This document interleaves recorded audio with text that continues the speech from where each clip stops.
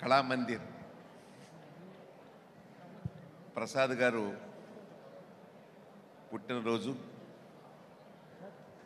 ఈ కార్యక్రమానికి నాకు కళ్యాణ్ ఫోన్ చేసి రండి అంటే నేను మామూలుగా ఏదో అనుకున్నాను, కానీ ఇక్కడికి వచ్చిన తర్వాత ఆ వికలాంగులందరితోటి కూడా తీసినట్టు పేరెట్ చూస్తే కళ్ళమ్మని నీళ్ళు వచ్చాయి. ఎవరైనా కూడా జీవితంలో ఏదో సాధించాలని చెప్పి సాధిస్తానికి చూస్తూ ఉంటారు. ప్రసాద్ తాలూకా పాడ్కాస్ట్ నేను విన్నాను మొత్తం అంతాను, ప్రసాద్ గారి పాడ్కాస్ట్.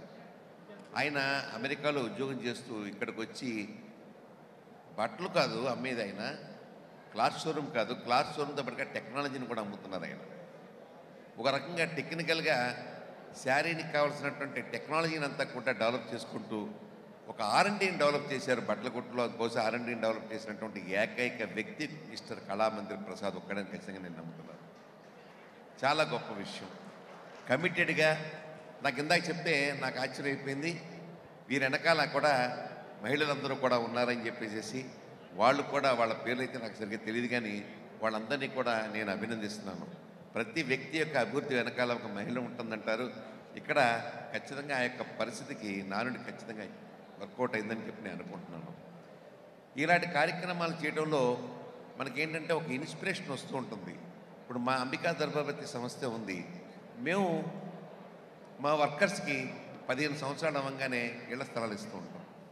సో ఆ రకంగా ఒక కమిట్మెంటు, అలాగే వాళ్ళ కోసం ఒక కాలనీ కట్టించడం, ఇంకోటి చేస్తూ ఉంటాం.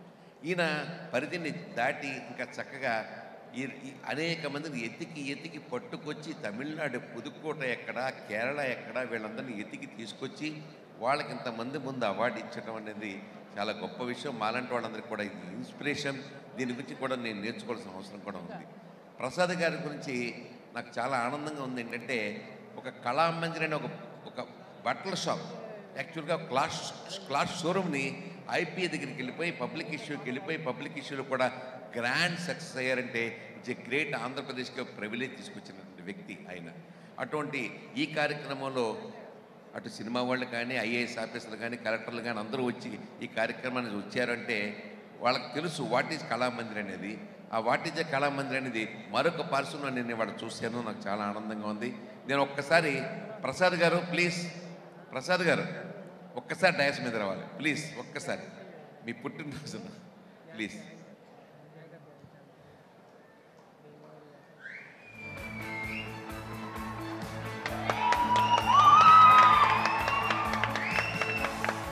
ప్రసాద్ గారు క్లాస్ షాపే పెట్టారు.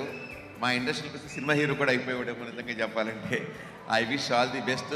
చాలా సంతోషం. ఇలాంటి మంచి కార్యక్రమాలు చేయండి. మాలాంటి వాళ్ళందరికీ ఇన్స్పిరేషన్ అని చెప్పి నేను మనస్ఫూర్తిగా కోరుకుంటూ, భగవంతుడు మీకు నేను 100% రాసిస్తాను. మీరు 100 ఏళ్ళు ఖచ్చితంగా బతికి తీరతారు. కంగ్రాచులేషన్స్. ఆ అమ్మవారి దయ వల్ల ఆ భగవంతుడు ఆశీస్సులు మీకు ఎల్లప్పుడూ ఉండాలని చెప్పి కళ్యాణ్ గారిని కూడా నేను మనస్ఫూర్తిగా ఈ కార్యక్రమానికి ఆహ్వానించే కళ్యాణ్ కూడా నేను ఖచ్చితంగా అభినందిస్తున్నాను. I wish all the best Prasad. Thank you. అలాగే మా విష్ణు ఈ మధ్యలో మీరు సింగిల్ సినిమా చూసారా? సింగిల్ తోటి మనకు మింగిల్ అయ్యాడు. నేను ఇప్పుడు అదే చెప్తున్నాను.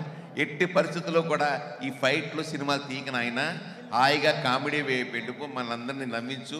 ఇవాళ నవ్వించే సినిమాలు ఆడుతున్నాయి తప్ప కవ్వించే సినిమాలు ఆడతలేదు, కొట్టుకునే సినిమాలు అంతకంటే ఆడతలేదు. మాకు తెలుసు ఇండస్ట్రీలో ఎంత భయంకరంగా ఉందో. 3 థియేటర్లు ఉన్నా కూడా 3 సంవత్సరాలు సినిమాలు ఆడి అలాంటి పరిస్థితి ఉంది థియేటర్ల పరిస్థితి. ఈ పరిస్థితిలో మా హాల్లో అంబికాలో సింగిల్ సినిమా 50 రోజులు ఆడిందంటే బికాజ్ ఆఫ్ కామెడీ. గట్టిగా చప్పట్లు కొట్టి మన విష్ణుని కామెడీ సినిమాలు యాక్ట్ చేయవలసిన. I wish all the best. Thank you. ఆయన మొహమాట పడతారు సార్, అందుకని నేను మైక్ తీసేసుకుంటున్నాను. Thank you so much. Thank you Ambika Krishna గారికి, అనిల్ గారికి. సార్ మీకు వచ్చిన సత్కారం చేస్తారు, ఉండండి సార్. భరద్వాజ్ గారి చేతుల మీదుగా భరద్వాజ్ గారిని వారిని మా గెస్ట్లందరినీ సత్కారం చేయాల్సిందిగా కోరుతున్నాను.